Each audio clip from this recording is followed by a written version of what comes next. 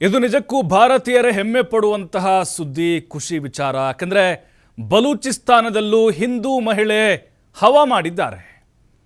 ನೋಡಿ, ಒಂದು ಮುಸ್ಲಿಂ ಕಂಟ್ರಿಯಲ್ಲಿ ಹಿಂದೂ ಸಮುದಾಯದ ಜನರು ಇಂತಹ ಸ್ಥಾನಕ್ಕೆ ಏರಬೇಕು ಅಂತ ಹೇಳಿದ್ರೆ ಸುಲಭದ ಮಾತಲ್ಲ.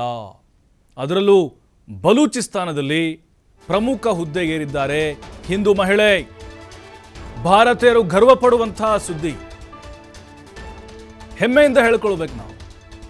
ಬಲೂಚಿಸ್ತಾನದ ಪ್ರಮುಖ ಹುದ್ದೆಗೇರಿದ್ದಾರೆ ಹಿಂದೂ ಮಹಿಳೆ ಒಬ್ಬರು. 25 ವರ್ಷದ ಹಿಂದೂ ಮಹಿಳೆ ಕಾಶಿಶ್ ಚೌಧರಿ ಈ ಸಾಧನೆಯನ್ನ ಮಾಡಿದ್ದಾರೆ. ಬಲೂಚಿಸ್ತಾನದಲ್ಲಿ ಸಹಾಯಕ ಆಯುಕ್ತರಾಗಿ ಕಾಶಿಶ್ ಆಯ್ಕೆಯಾಗಿದ್ದಾರೆ. ಬಲೂಚಿಸ್ತಾನ್ ಸಾರ್ವಜನಿಕ ಸೇವಾ ಆಯೋಗ ಪರೀಕ್ಷೆಯಲ್ಲಿ ಪಾಸ್ ಆಗಿದ್ದಾರೆ.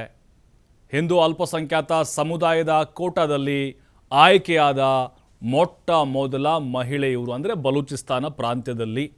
ಪಾಕಿಸ್ತಾನದ ಬೇರೆ ಬೇರೆ ಕಡೆ ಇದ್ದಾರೆ ಹಿಂದೂ ಸಮುದಾಯಕ್ಕೆ ಸೇರಿದಂಥ ಮಹಿಳೆಯರು. ಕೆಲವೊಬ್ಬರು PSI ಆಗಿದ್ದಾರೆ, ಕೆಲವರು ಇನ್ನು ಬೇರೆ ಬೇರೆ ಇಲಾಖೆಯಲ್ಲಿ ಕೆಲಸ ಮಾಡ್ತಿದ್ದಾರೆ. ಆದರೆ ಬಲೂಚಿಸ್ತಾನ ಪ್ರಾಂತ್ಯದಲ್ಲಿ ಈ ಹುದ್ದೆಗೇರಿದ ಮೊದಲ ಹಿಂದೂ ಮಹಿಳೆ ಅನ್ನುವಂಥ ಹೆಗ್ಗಳಿಕೆ ಪಾತ್ರರಾಗಿದ್ದಾರೆ. ಚಾಗೈ ಜಿಲ್ಲೆಯ ನೋಶ್ಕಿ ಪಟ್ಟಣದ ಕಾಶಿಶ್ ಚೌಧರಿ 8 ವರ್ಷಗಳಿಂದ ನಿರಂತರವಾಗಿ ಅಧ್ಯಯನ ಮಾಡ್ತಾ ಇದ್ದರು. ಈಗ ಈ ಸಾಧನೆ ಮಾಡಿದ್ದಾರೆ. ಬಲೂಚಿಸ್ತಾನದ CM ಬುಕ್ತಿ ಈಗ ಚೌಧರಿ ಸಾಧನೆಯನ್ನು ಕೊಂಡಾಡಿದ್ದಾರೆ. ಅವರ ತಂದೆ ಜೊತೆಗೆ ಹೋಗಿ ಮುಖ್ಯಮಂತ್ರಿ ಬುಕ್ತಿ ಅವ್ರನ್ನ ಭೇಟಿ ಮಾಡಿ ಈ ವಿಚಾರವನ್ನು ತಿಳಿಸಿದ್ದಾರೆ. ಅವರು ಕೂಡ ಆಶೀರ್ವಾದವನ್ನು ಮಾಡಿ ಬಲೂಚಿಸ್ತಾನದ ಹೆಮ್ಮೆಯ ಮಗಳು ನೀವು ಅಂತ ಹೇಳಿ ಅವರಿಗೆ ಹಾರೈಸಿದ್ದಾರೆ. ಬಲೂಚಿಸ್ತಾನದಲ್ಲಿ ನೋಡಿ, ಈಗ ಹಿಂದೂ ಲೇಡಿ ಹವಾ ಶುರುವಾಗಿದೆ. ಪುರುಷ ಪ್ರಾಬಲ್ಯದ ಪಾಕ್ ಕ್ಷೇತ್ರ ಅದು. ಅಂದರೆ ಜಾಸ್ತಿ ಪುರುಷರ ಇರುವಂತಹ ಒಂದು ಪ್ರದೇಶ ಅದು ಬಲೂಚಿಸ್ತಾನ. ಈಗ ಅಲ್ಲಿ ಕಾಶಿಶ್ ಏನಿದ್ದಾರೆ ಹವಾವನ್ನು ಸೃಷ್ಟಿ ಮಾಡಿದ್ದಾರೆ. ಅಸಿಸ್ಟೆಂಟ್ ಕಮಿಷನರ್ ಆಗಿ ಕಾಶಿಶ್ ಚೌಧರಿ ನೇಮಕವಾಗಿದ್ದಾರೆ.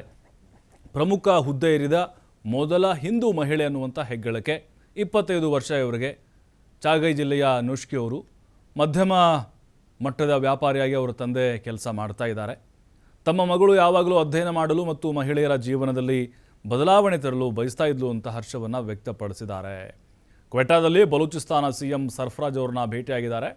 ಮಹಿಳಾ ಸಬಲೀಕರಣ, ಅಲ್ಪಸಂಖ್ಯಾತರ ಹಕ್ಕುಗಳು ಮತ್ತು ತಮ್ಮ ಪ್ರದೇಶದ ಅಭಿವೃದ್ಧಿಗಾಗಿ ಕೆಲಸ ಮಾಡುವುದಾಗಿ ಭರವಸೆಯನ್ನು ಕೊಟ್ಟಿದ್ದಾರೆ. ಕಾಶಿಶ್ ಬಲೂಚಿಸ್ತಾನದ ಹೆಮ್ಮೆ ಅಂಥೇಳಿ CM ಈಗ ಹಾಡಿ ಹೊಗಳಿದ್ದಾರೆ.